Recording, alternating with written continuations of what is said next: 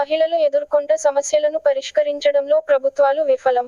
ఏఐఎఫ్డిడబ్ల్యూ రాష్ట్ర అధ్యక్ష కార్యదర్శులు అంగడి పుష్ప, వంగాల రాధా సుధా. కేంద్ర రాష్ట్ర ప్రభుత్వాలు మహిళలు ఎదుర్కొంటున్న సమస్యలను పరిష్కరించడంలో పూర్తిగా విఫలం అయ్యాయని అఖిల భారత ప్రజాతంత్ర మహిళా సమైక్య కామారెడ్డి జిల్లా కమిటీ సమావేశానికి ముఖ్య అతిథులుగా హాజరు కావడం జరిగింది. ఈ సమావేశం కామ్రేడ్ నీలా అధ్యక్షతన నిర్వహించడం జరిగింది. ఈ సందర్భంగా మహిళా సంఘం రాష్ట్ర అధ్యక్ష కార్యదర్శులు అంగడి పుష్ప, వంగాల రాధా సుధా మాట్లాడుతూ మహిళలపై అనేక రకాలుగా ఘటనలు జరుగుతున్నప్పటికీ కేంద్ర రాష్ట్ర ప్రభుత్వాలు స్పందించకపోవడం సిగ్గుచేటు అన్నారు. ఇప్పటికే మహిళలకు రక్షణ కరువై అనేక విధాలుగా హింసకు, లైంగిక దాడులకు గురవుతున్న ప్రభుత్వంలో ఏమాత్రం పట్టించుకోవడం లేదని, విద్యాసంస్థలకు దగ్గర్లో బెల్ట్ షాపులు తెరిచి మధ్యనే పారుతున్న ప్రభుత్వానికి చీమకుట్టినట్టు కూడా లేదని ఆవేదన వ్యక్తం చేశారు. ప్రభుత్వాలు ఇచ్చిన హామీలు వెంటనే అమలు చేయాలని, ఉచిత బస్సుల పేరుతో 3000 బస్సులను తీసివేశారని, దీంతో మహిళలకు ప్రయాణం చేయడం ఇబ్బందికరంగా మారిందని వారు అన్నారు. ప్రభుత్వాలు ప్రజా సంక్షేమాన్ని వదిలి స్వలాభం కోసం రాజకీయం చేయడం సరికాదన్నారు. ఇప్పటికీ వితంతు, వికలాంగ పెన్షన్లు అలాగే వృద్ధాప్య పెన్షన్లు ఇప్పటి వరకు పెంచినటువంటి పెన్షన్లను ప్రభుత్వం ఇవ్వడం లేదన్నారు. అన్ని సమస్యల పైన రాబోయే రోజుల్లో సమస్యలు పరిష్కరించాలని, ఎడల పెద్ద ఎత్తున ఆందోళన కార్యక్రమాలు చేస్తామని ప్రభుత్వాన్ని హెచ్చరించారు. ఈ సమావేశంలో రాష్ట్ర కమిటీ సభ్యులు పుష్ప, జిల్లా కన్వీనర్ మాలోత్ అర్చన, జిల్లా కమిటీ సభ్యులు నీలా, సుజాత భట్టు, లక్ష్మి, సత్యవ, రాజమణి తదితరులు పాల్గొన్నారు. కాంగ్రెస్ ప్రభుత్వం, రేవంత్ రెడ్డి సర్కారు అధికారంలోకి రాకముందు 6 గ్యారంటీ పథకాలను అమలు చేస్తామని చెప్పేసి 6 గ్యారంటీల పథకాన్ని ముందు పెట్టి అధికారంలోకి రావటం అనేది జరిగింది. ముఖ్యంగా మహిళలకి ఫ్రీ బస్సు ఇస్తామని చెప్పేసి మహిళలకి ఫ్రీ బస్సు ఇవ్వడాన్ని మేము స్వాగతిస్తూ ఉన్నాము.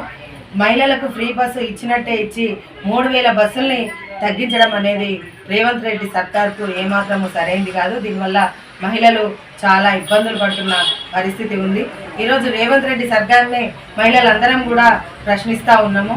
6 గ్యారంటీల పథకాన్ని అమలు చేయాలి అని చెప్పేసి అన్నప్పుడు రేవంత్ రెడ్డి గారు చెప్తున్న సమాధానం ఏంటంటే, గతంలో ప్రభుత్వము మనకు తెలంగాణ రాష్ట్రం ఏర్పడ్డప్పుడు మిగులు బడ్జెట్ తోటి తెలంగాణ రాష్ట్రం ఏర్పడ్డది. తెలంగాణ రాష్ట్రం వచ్చిన తర్వాత బీఆర్ఎస్ మాకు అప్పుల తెలంగాణని మా చేతికి ఇచ్చింది అని చెప్పేసి చెప్తా ఉన్నారు. ఈ అప్పుల తెలంగాణలో ఈ 6 గ్యారంటీలను మేము ఏ రకంగా అమలు చేయగలుగుతామని చెప్పేసి కూడా సీఎం రేవంత్ రెడ్డి గారు మాట్లాడటం అనేది జరుగుతూ ఉంది. ఇది ఎంతవరకు కరెక్ట్ అనేది కూడా మేము ప్రశ్నిస్తూ ఉన్నాము.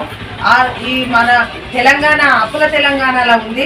మేము ఈ 6 గ్యారంటీల పథకాన్ని అమలు చేయలేము అనేది ముందు రేవంత్ రెడ్డి సర్కార్కు తెలియదా? ఈ 6 గ్యారంటీలను అమలు చేయాల్సి వస్తుంది అని చెప్పేసి అన్నీ కూడా వేరే సమస్యలు ముందుకు తీసుకొస్తూ 6 గ్యారంటీల పథకాన్ని ఎవరు ప్రశ్నించకుండా వెనక్కి తీసుకెళ్తున్న పరిస్థితి ఉంది. మొన్న జరిగిన అసెంబ్లీ సమావేశాలలో కూడా మహిళలకు ఏదైతే ప్రతి ఒక్క మహిళకి మహాలక్ష్మి పథకం కింద 2500 రూపాయలు ఇస్తామని చెప్పేసి కూడా చెప్పడం అనేది జరిగింది.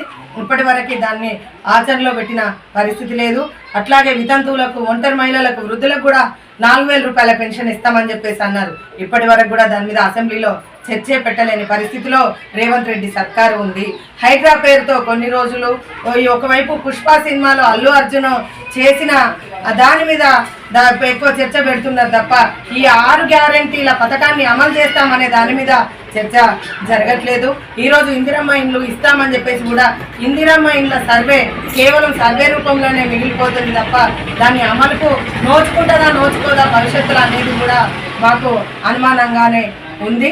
అట్లాగే వికలాంగులకి కూడా పెన్షన్ ఇస్తామని చెప్పేసి 6000 రూపాయలు ఇస్తామన్నారు. వికలాంగుల పెన్షన్ కూడా అటకెక్కి కూర్చున్న పరిస్థితి నేడు కనబడతా ఉంది.